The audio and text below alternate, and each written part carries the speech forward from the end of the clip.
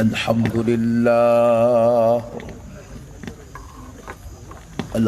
لله رب العالمين،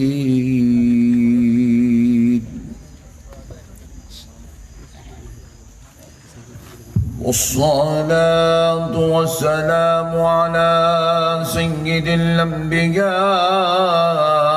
والمرسلين وعلى آله وصحبه أجمعين الأكرمين.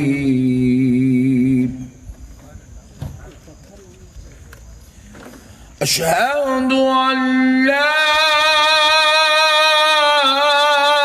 إله إلا الله وحده لا شريك له، وأشهد أن سيدنا ونبينا ومولانا محمدا عبده ورسوله. أما بعد فأعوذ بالله من الشيطان الرجيم. بسم الله الرحمن الرحيم. لا تحسبن الذين قتلوا في سبيل الله أمواتا بل أحياء عند ربهم يرزقون. صدق الله العظيم، وبلغنا رسوله النبي الكريم، ونحن على ذلك لمن الشاهدين والشاكرين، والحمد لله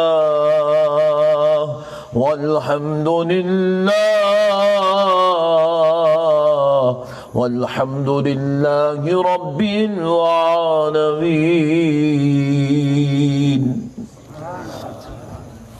محترم سامعین اکرام، معزز بزرگ حضرات اور نوجوان ساتھیوں، بالخصوص اسٹیج پر جلوہ افروز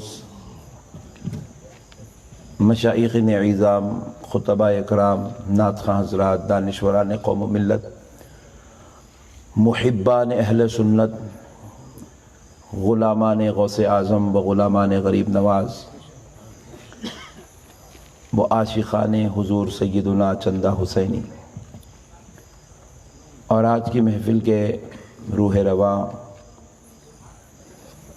جلیل القدر بابرکت نورانی شخصیات، بالخصوص حضرت پیر طریقت رہبر شریعت سید محمد الحسینی صاحب قبلہ مدد اللہ العالی داماد برکاتہم العالیہ، اور سجادہ نشین و متولی و صدر جلسہ محترم المقام علی جناب حضرت سید اسماعیل حسینی صاحب قبلہ مدد اللہ العالی داماد برکاتہم العالیہ،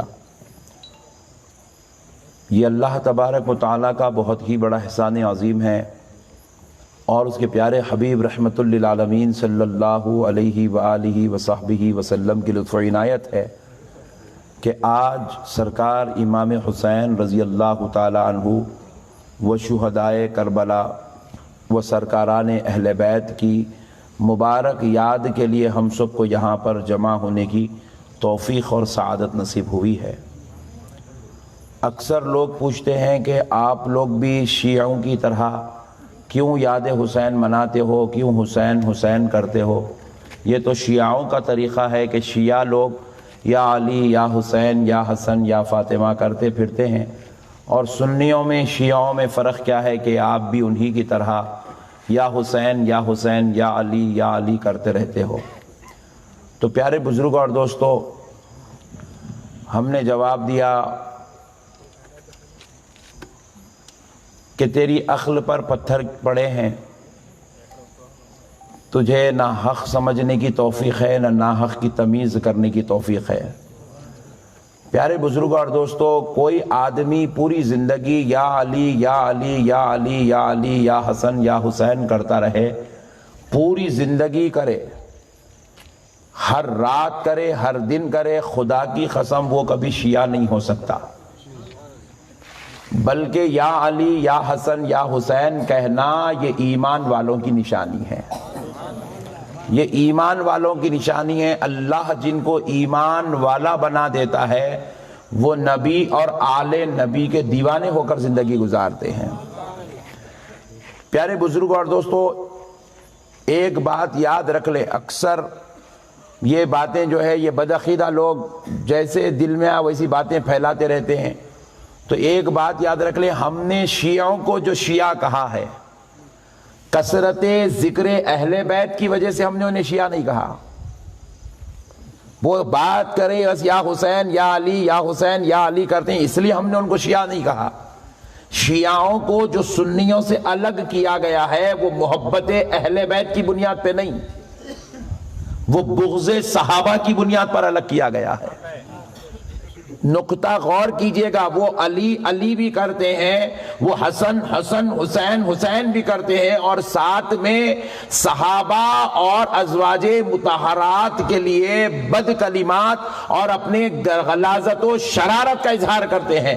تو پیارے بزرگوں اور دوستو، اہل سنت والجماعت خدائے رب ذوالجلال کی قسم یہ اس جماعت کا نام ہے جس میں جہاں خدا کی وحدانیت کا اقرار اور اللہ کی عبادت کی جاتی ہے، وہیں پر پیارے مصطفیٰ کو عالم غیب بھی مانا جاتا ہے، نبی سے محبت بھی کی جاتی ہے، نبی کا احترام کیا جاتا ہے، نبی سے پیار کیا جاتا ہے، نبی سے گہرا اٹوٹ رشتہ اور تعلق رکھا جاتا ہے۔ تو یہاں پر بات ختم نہیں ہوتی کہ ہم صرف خدا اور رسول کے ماننے والے ہیں، بلکہ خدا کی قسم اہل سنت خدا کو بھی مانتی ہے، مصطفیٰ کو بھی مانتی ہے، مصطفیٰ جان رحمت کے گھر والوں کو بھی مانتی ہے۔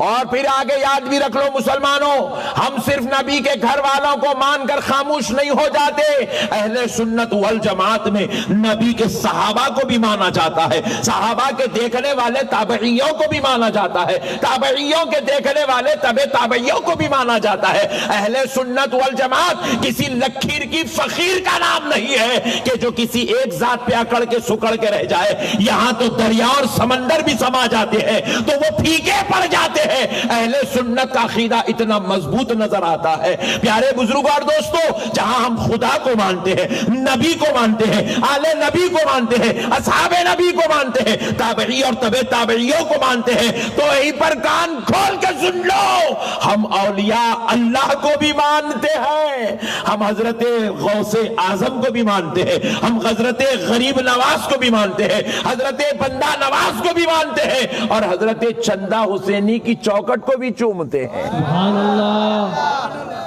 ابھی بات ختم نہیں ہوئی دوستو، اہل سنت یہاں پر بھی ختم نہیں ہوئی، اب اور نیچے آئے، کوئی حضرت سید محمد الحسینی صاحب قبلہ کا دست مبارک چومتا ہوا نظر آ رہا ہے۔ کسی نے پوچھا بھائی کیوں چوما، ان کا ہاتھ کیوں چوما؟ تو پوچھا کہ بھائی تیرے کو کیا تکلیف ہے؟ بولے کیا یہ ولی اللہ ہے؟ ہم نے جواب دیا اگر تو نہیں مانتا تو تیری نظر میں نہیں ہوں گے۔ کہا کہ بھائی یہ کیوں چوم رہے ہو؟ کیا یہ کسی بادشاہ کے بیٹے ہیں یا کسی شہنشاہ کے بیٹے ہیں یا کسی تونگر کے بیٹے ہیں یا کسی رئیس کے بیٹے ہیں؟ تو ہم نے جواب دیا رے ظالم سن، اہل سنت والجماعت میں ان بزرگوں کا ادب اس لیے ہوتا ہے کیونکہ یہ کسی بادشاہ مالدار تونگر کے بیٹے نہیں، یہ آل مصطفیٰ اولاد علی ہے، سبحان اللہ، یہ نبی کی نسل پاک ہے، یہاں سیدوں کا بھی احترام ہوتا ہے، یہاں اولیاء اللہ کے خاندان سے رشتے اور تعلق رکھنے والوں کا بھی احترام ہوتا ہے۔